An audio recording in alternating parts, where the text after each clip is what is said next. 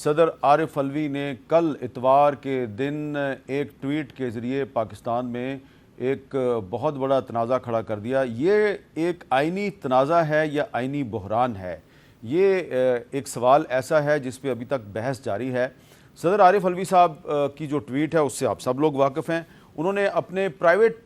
Twitter account سے کل یہ کہا کہ میں اللہ کو گواہ بنا کر کہتا ہوں کہ میں نے آفیشل سیکرٹس ترمیمی بل 2023 اور آرمی ایکٹ ترمیمی بل 2023 پر دستخط نہیں کیے کیونکہ میں ان قوانین سے متفق نہیں تھا۔ میں نے اپنے عملے سے کہا کہ وہ بغیر دستخط شدہ بلوں کو مقررہ وقت کے اندر واپس کر دیں تاکہ انہیں غیر مؤثر بنایا جا سکے۔ میں نے ان سے کئی بار تصدیق کی کہ آیا وہ واپس جا چکے ہیں اور مجھے یقین دلایا گیا کہ وہ جا چکے ہیں، تاہم مجھے آج پتہ چلا کہ میرا عملہ میری مرضی اور حکم کے خلاف گیا۔ اللہ سب جانتا ہے، وہ انشاءاللہ معاف کر دے گا، لیکن میں لوگوں سے معافی مانگتا ہوں جو اس سے متاثر ہوں گے۔ اور اس کے بعد پھر ایک بہت بڑی پاکستان میں ایک کانسٹیٹیوشنل ڈیبیٹ شروع ہو گئی، اور آج پریزیڈنٹ عارف الوی صاحب نے جو اپنا آفیشل اکاؤنٹ ہے، پریزیڈنٹ آف پاکستان کا جو اکاؤنٹ ہے، وہاں سے انہوں نے یہ اعلان کیا ہے کہ کل کے واضح بیان کے پیش نظر ایوان صدر نے صدر مملکت کے سیکٹری کی خدمات اسٹیبلشمنٹ ڈویژن کو واپس کر دیں۔ ایوان صدر کا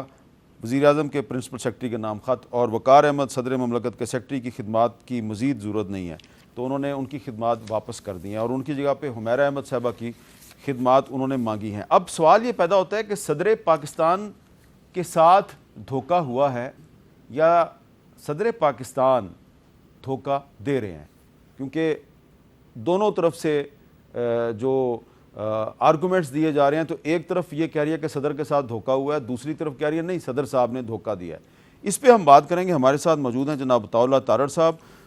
قانونی ماہر بھی ہیں، وکیل بھی ہیں اور مسلم لیگ نون کے سینئر رہنما بھی ہیں۔ بیرسٹر گور خان صاحب پاکستان تحریک انصاف کے وکیل ہیں اور کسی تعارف کے محتاج نہیں ہیں، اور جناب سینیٹر شہادت اوان صاحب سابق وزیر مملکت برائے قانون ہیں، پاکستان پیپلز پارٹی سے ان کا تعلق ہے۔ اور اس پہ ہم کچھ مزید قانونی ماہرین سے بھی بات کریں گے، کوشش کریں گے کامران مرتضیٰ صاحب سینیٹر بھی ہیں، سپریم کورٹ بار کے سابق صدر ہیں، ان سے بھی ہماری بات ہو جائے۔ تو سب سے پہلے میں اگر آپ اجازت دیں تو شہادت اوان صاحب کیونکہ وزیر قانون بھی رہے ہیں، ان سے بات کر لیں۔ شہادت اوان صاحب یہ بتائیں کہ صدر صاحب یہ کہہ رہے ہیں کہ میں نے اپنے عملے سے کہا تھا کہ یہ 2 بل واپس کر دیے جائیں، انہوں نے یہ بل واپس نہیں کیے اور اس دوران میں یہ بل قانون بن گئے،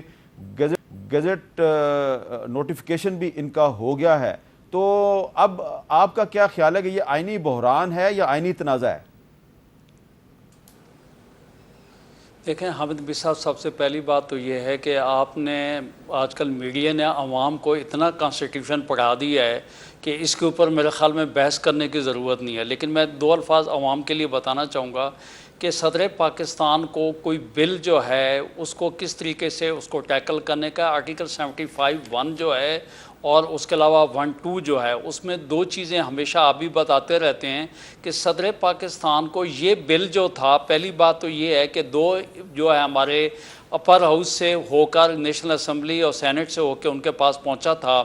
تو اس بل کے اوپر پریزیڈنٹ صاحب کے پاس 2 باتیں تھیں، یا تو اس کے اوپر اب وہ ایسنٹ دے دیتے، اگر اختلاف کرتے تو وہ اپنا نوٹ لکھ کے واپس بھیج دیتے۔ اس کے بعد یہ ہے کہ اگر کوئی جوائنٹ سیشن سے کوئی بل واپس جاتا ہے،